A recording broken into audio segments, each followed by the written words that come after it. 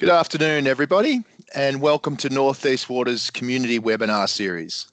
In today's webinar, we'll explore the reconciliation journey. My name's John Day, and I'm the General Manager of Operations and Environment at North East Water, and I'm delighted to have you with us today. North East Water acknowledges the traditional owners of the land and the waters on which we operate and are meeting today. We pay our respects to elders past and present and extend that respect to all Aboriginal and Torres Strait Islander people today. Just a few things before we get started, a couple of housekeeping items. Please note that all audience members have their cameras and microphones switched off for the webinar.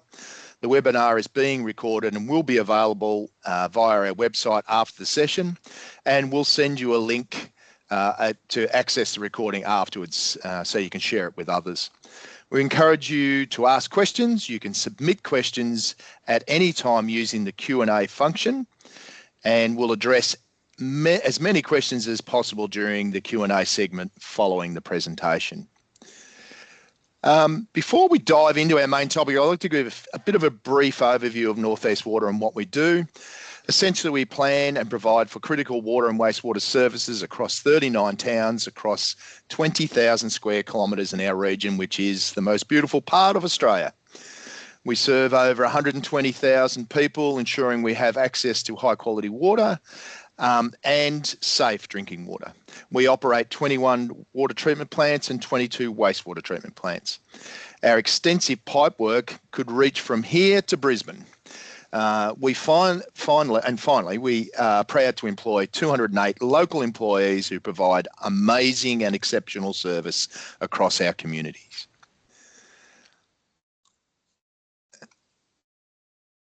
After years of extensive engagement with our customers and stakeholders, North East Water is proud to unveil our new corporate strategy. Strategy 2040 sets out our vision for the future, one which actively contributes to health and environment, a thriving community and a prosperous region.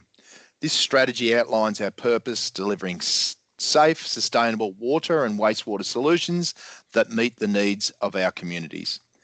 Strategy 2040 directly addresses the pressing challenges of climate change, population growth, rapid technology change, and evolving customer and community expectations. By staying ahead of trends and leveraging our infrastructure, we support the ongoing prosperity of our region. And I want to thank you again for being here today. I'd like to now introduce the legend, Troy Gurr, our Corporate Projects Officer, who has played a pivotal role in our First Nations reconciliation journey. So I'll hand it over to you, Troy. Thank you very much, although I'm not sure about the legendary status. Thank you, everybody, for being here today. Just to pick up on, follow on from what John was saying about Strategy 2040, with our vision of our healthy environment, thriving communities and prosperous region. You'll see that under each of those are 3 pillars, and in the box 1, cultural connection, which is reconciliation, in other words, is one of those 9 core pillars. So this is a very important sphere for us at North East Water, and something we take very seriously and invested in doing. So we'll move on to that next slide. Thank you, Luke. First, it's probably worth noting which Aboriginal groups are in our area. We have 2 First Nations groups, or registered Aboriginal parties, being Yorta Yorta and Tangerang. Yorta Yorta, they're represented in yellow, and Tangerang in blue. And then in the unresolved area, in the very light blue, we have another 5 First Nations groups, that being Dudero Adago, Dudero Wairau, Dokawara-Mitang, Yatmitang, and Bangarang. North East Water is quite unique as a water authority in that there's very little unresolved area in Victoria, but most of it is in our footprint. That sets up its own set of challenges for us, of course, but North East Water is committed to working with any First Nations groups who are willing to work with us. So as a result, we have a good relationship with the majority of these groups moving forward. Thank you, Luke. So our reconciliation journey began in 2020, which was a little poor timing, given that, of course, COVID hit at that point. But our first RAP, our Reflect Reconciliation Action Plan, our Reflect RAP in 2020 was very much about us learning. It was focused on first understanding which First Nations groups were in our area, uh, things like the protocols of acknowledgement of country, the meaning behind NAIDOC Week and National Reconciliation Week, things like creating an engagement framework and understanding and establishing relationships with our First Nations neighbours to say, what is it you're looking for from us? And very much applying that principle of self-determination. So rather than us saying, hey, this is what we can offer, we ask them how can we help? We've since moved on to our second Innovate Wrap, which has just been released beginning of this year, which we've been building on steadily for the last 5 or 6 years. Thanks, Luke. So North East Waters reconciliation journey is very much based on practical reconciliation. So, which for us means it needs to do one of two things and preferably do both. It needs to be of benefit to our First Nations communities and it needs to be of benefit to North East Water. So we very much avoid that idea of just sort of being token and being peripheral or, playing around the edges. We actually want to make a difference in our Northeast Victoria. So 6 pillars there, learning, which I mentioned earlier.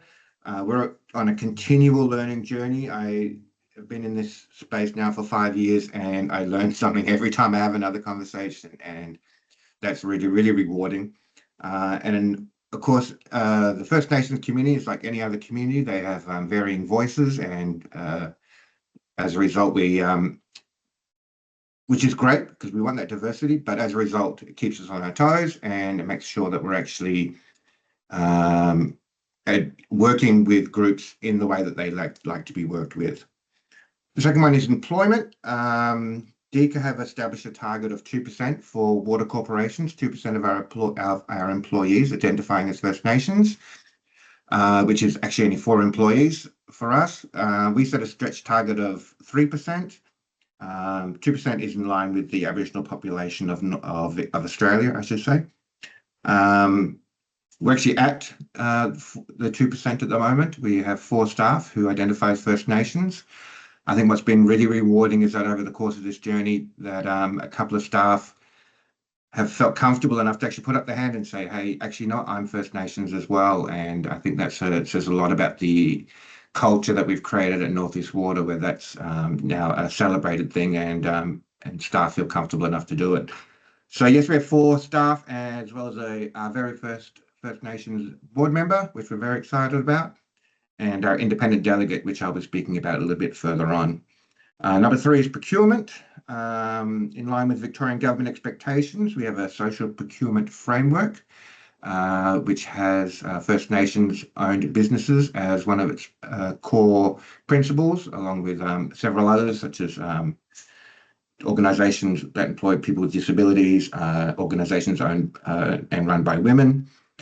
So First Nations is one of those, but essentially this is a opportunity for us to ensure that we're actually reaching First Nations businesses when we put up a tender, so which is where our focus has been in the last couple of years, and making sure that we're giving them the opportunity to bid on projects along with everybody else. Cultural awareness and safety is the 4th one there. North East Water just recently finished its cultural awareness training, or maybe only a couple of months ago. All staff attended that, along with the board, who are completing it in December.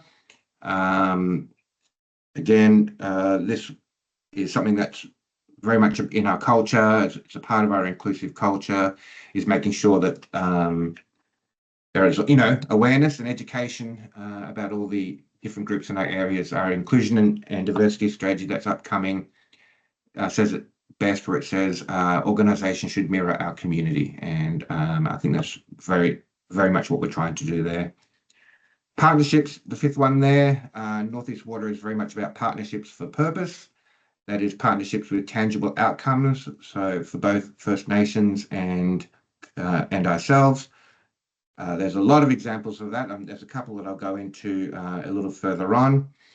And finally, celebrating First Nations culture. So we're committed to celebrating and sharing in First Nations culture. And there's a little bit more on that later on in the webinar also. So I'll speak to a couple of specific Northeast Water programs that we're particularly proud of. The first one being our Independent Aboriginal Delegate. We established this in 2019. It actually came as a result of a conversation with one of our elders, local elders here, who mentioned that there was no Aboriginal representation on our board. Given that we're a water corporation, board appointments are ministerial, so we're actually unable to influence it. But we were able to create a program where we could have this independent delegate on our board for 12 months basically as a consultant. So in conjunction with our First Nations groups, we designed this program so that it was an opportunity for both the First Nations groups to have representation at our board table, as well as learning the skills of the governance skills and the elements of actually being on a board.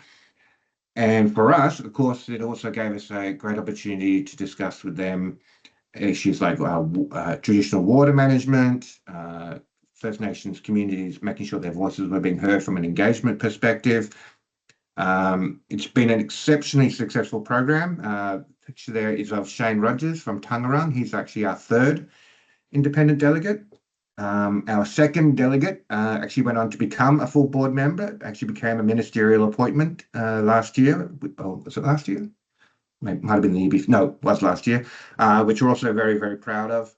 The Victorian Minister for Water actually ended up learning about this program, wrote to all chairs of Victorian water corporations and catchment management authorities and encouraging them to adopt a similar program. And to date, just that I know of, there's a dozen independent delegates now around Victoria on different water boards and catchment management boards, which I think is a testament to the success of the program. And it's been a very rewarding experience for all of us. This is another example of our partnership programs. We have our First Nations Art Prize, which has been running now since 2017. Biannually, am I saying that right? Basically every 2 years. It's an acquisitional art prize, basically, which means that we purchase the winning entry. But we've also had some terrific partners in our corporate neighbours. NECMA, DECA, AGIG was on board last year as another one. And somebody else, Wodonga Council has been an exceptional partner as well. They've also bought art from the program. There's a retrospective currently at Hyphen Gallery in Wodonga. So if you do get a chance, make sure you pop upstairs and take a look at that. It shows all the 15 pieces of art that have been purchased from the 5 competitions. And it's an amazing, it's a very diverse display, and it's very interesting to see so as I said, the diversity of the work that actually was chosen each time. So thank you, Luke. Here's another example of our partnership programs, something that John Day has been very heavily involved with along with his team, which has been providing cultural water to Ryan's Lagoon out in Wodonga. There is 170 megalitres has been supplied, and I think they've just negotiated an additional 30 to get it up to 200 megalitres. This has been a partnership program with Dudero Adagal, NECMA, and the Victorian Environmental Water Holder. Basically, and I've had to write it down because it's very specific, but basically it showcases the benefits of cultural watering, but also better reflects the flooding and refreshing of the lagoon that would have occurred before the construction of the Hume Dam, which of course has had significant impact on reducing natural flood events. So this particular day is when we first turned on the pipes. Northeast Water supplied the pipework and the generator to take the water from Ananda Branch of the Murray. You can see we're all getting soaking wet, including our managing director there. It pelted rain that day, but it was a fantastic day. Also in that photo there is Uncle Alan, is he? No, he's just outside on the other side of the photo. Oh no, there he is, right next to Joe. And he was is actually appointed one of our elders in residence, which is another great program we've been working on. We just started this year, and we've appointed 2 elders in residence to the corporation, Uncle Alan Murray from Dudero and Glenys Briggs, who you may know via Murray Arts. She's an exceptionally talented and celebrated artist. Both these elders have been helping us with basically questions and answers. We often have a lot of projects and programs going on where we need to approach First Nations groups, and we need to get the feel for how to do that, how the subject matter needs to be discussed. There's a variety of legislative requirements that we are beholden to, and sometimes it's just great to have a conversation with an elder before you actually move forward with approaching groups. And Uncle Alan and Glenys have both been exceptional elders for us, and we're getting again another program we're very, very proud of. Thank you, Luke. And as I mentioned, we celebrate and recognise NAIDOC and National Reconciliation Week. In fact, we're very specific about it. National Reconciliation Week we use as a learning opportunity. We have a lot of guest speakers from a range of groups who have discussed topics as broad as treaty, the Uluru Statement, as well as local elders who have come out and very, very graciously spoken about their pasts and their futures, and that's been an amazing learning opportunity for us. But for NAIDOC Week, we do much more of a celebration. The one pictured there you'll see is one of our staff members worked very hard to get artwork that we'd purchased as part of the art prize displayed on the side of RHQ, and had it up for the duration of NAIDOC Week, which was, excuse me, absolutely beautiful and absolutely amazing.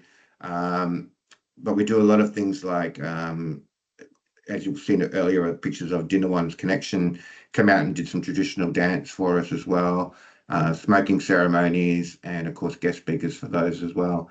But yeah, it's just another way to acknowledge and to the First Nations communities that that we're there to listen. And I think it's like I like this artwork on the side of the building very much because it was very public demonstration to the community that we were a part of the reconciliation movement.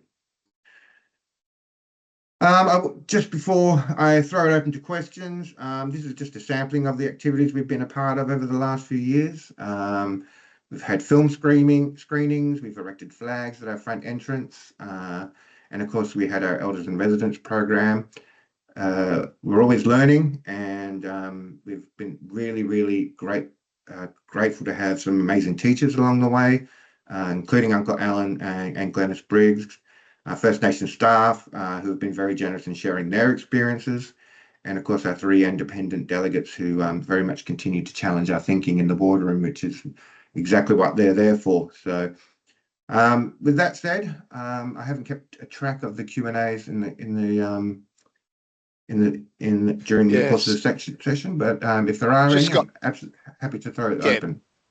I'll go through those for you, Troy. So there's one there at the moment that, what's the long-term goal of these initiatives and how often are they to be reviewed?